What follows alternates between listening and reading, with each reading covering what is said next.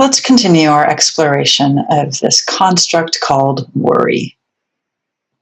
I'd like to invite you to pause for a moment and perhaps even close your eyes and check in with your mind and body. Taking a gentle breath in and a long, slow, easy release. Now invite your mind and your body to share with you what worry feels like.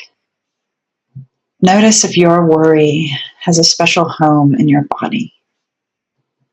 Does it have a shape, a weight, a color, or an energy? When you turn your attention to the idea of worry, where does that live? Now, as you notice that worry in your mind or your body, and I say mind because sometimes worry can be a very intellectual thing. I'd like to invite you to imagine that we're taking that overarching idea of worry and parsing it into 4 categories. One category is worry that belongs to the past. These are things that have already happened, and because we don't have time travel, we can't change. The next category is worry that belongs to the future. Anticipatory worry, things that have not yet happened, but things that you can still proactively participate in creating the outcome with which you want to have. The third category are the things that are outside your realm of impact. There's a lot of that going on right now, like we've been talking about. Then that fourth category, and this is the most important one, are the things that you're worrying about in the here and now. Now, what's so interesting about this fourth category is that this is the category that frequently gets shoved to the back burner and gets very little attention, even though this is the category that we have the most power to change. Now go back to that first category, the things that happened in the past, and I'd like to invite you to set that category aside. Invite your worry part to set it aside because you can't change the past. Say, thank you for letting me know you're concerned about this. And we're just going to imagine we're setting it aside because we can't change it. We're just letting it go. Imagine releasing that.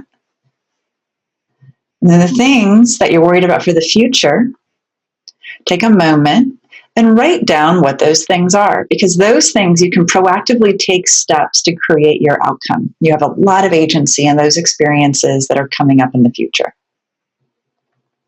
The things that are bigger than us, just like the ones from the past, again, we're just going to set those aside. Invite them to move aside because we can't change the things that are bigger than we are. They're outside our control. And now we're left with just that fourth category. What are things that you're worried about immediately right now? How many items are on that list? If you notice that there's still some pressure coming in from a past experience, perhaps an argument with a spouse, perhaps the way you handled an interaction with a colleague, and then that now it's a right now concern. So write that down and then make a little dash and say action plan. Calling the person, I'm repairing the argument, I'm doing this. And then check in back with your worry part. What else is happening right now? Notice your worry in your mind and your body. Where does it live? That's a big start. If it feels really overwhelming, as always, let's go back to that CPR for the amygdala. As always, we want to take steps with the things that we can actionably change. So that's the anticipation. How do you build a plan for success there? And the present moment worries. Being in relationship with worry is actually empowering. We only get into trouble when we ignore the data that our mind and our body is giving us. So go learn about your worry. Thank your brain, thank your body for sharing with you, and take actionable steps to empower yourself right here, right now.